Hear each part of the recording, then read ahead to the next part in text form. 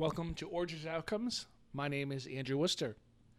Today's book is called The Whisper Network by Chandler Baker. I came across this book as a July addition to Reese Witherspoon's Book Club. And I hadn't been aware of really book clubs until the last couple of years with celebrities having book clubs. I'm just old enough to know about the Oprah days when she had the book clubs. But her book club's picks were always either kind of classic books that she wanted to introduce to people, or really a variety of books that were unknown or kind of gave a huge marketing boost towards that in a kind of grand scale that you can't really be done today. So when I heard about Reese Witherspoon's book club, and I know Emma Watson has one as well, I didn't really get into the types of books that they had been recommending. I didn't understand that part, but I did want to get into the whole just to see what it was about, see what they were recommending, see what the new wave in this niche world was kind of like.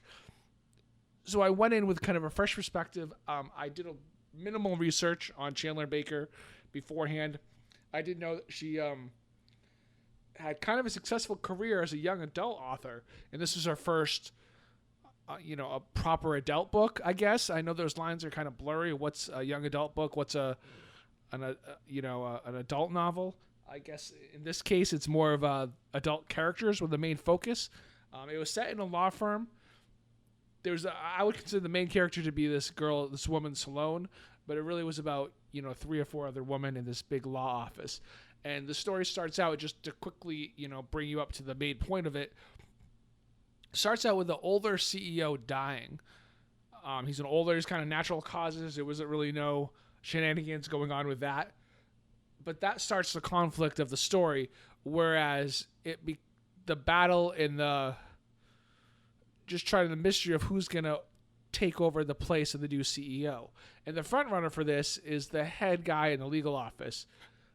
And the problem with this is the girls who are at varying degrees his underlings, like the report to this guy, they've had some mixed relationships with him and mixed experiences. And it's tricky because the main character, who I always call Sloane, about her relationship with him, that they had an affair together before she was married, but she was engaged, she was with the guy that she's married, and how that affected her career in both positive and negative lights. And if you read the description kind of on the back of the book, it expresses itself as a book for the Me Too era. And it definitely does highlight all those concepts and all those ideas, but it really also, it does so in such a half step away from that kind of thought process.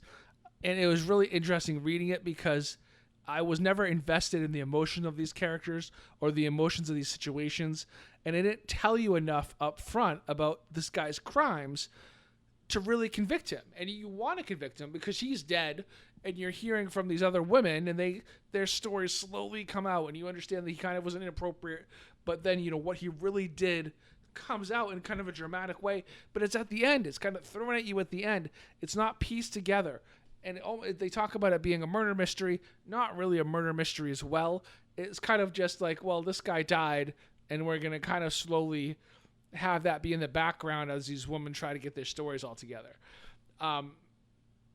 So I guess I was thinking when they said it was a murder mystery kind of thriller book, my head went to like Gone Girl. And I loved Gone Girl. I was stuck to, that was a gripping. I had to, continue to read that story because it was so involved. This book, it was hard to get through because of the way it was written, because of the lack of kind of intrigue and the lack of emotional investment. I can read a character book all day, but I have to be invested emotionally and care about these characters. And I didn't. I mean, there was no reason for me to really care about these people. And it was dealt with, it dealt with different situations that just I didn't find interesting. I didn't find compelling. And I'm not saying the situations couldn't be written compelling. I'm sure it could be. And some of the struggles that I wouldn't think about as a male comes across there too. So overall, I mean, I guess I'd give it maybe a 2 out of 5 star rating if I want to do that. For a summer beach read, I think it would work. And it did have some interesting, how to put it, it gave both sides to the Me Too era, and that's the other thing I'm not quite sure about, because it was a novel written on the topic of the Me Too era. It was really, they wanted to have this idea, this high idea, and then kind of construct a story around that idea in the office place. And I'm not sure how I feel about that as a way to write a novel, or as a construct for a story. So that part was hard for me to get around. But it was interesting to read what Reese Witherspoon is picking and kind of bringing into the culture through her influence. I'll have to go back and see what other books she's read. I don't think I will read another one of hers in the future, though. I'll be aware of them, but I don't think I'll actually read them. So that was Origins and Outcomes. My name's Andrew Wooster. This week's book is The Whisper Network by Chandler Baker.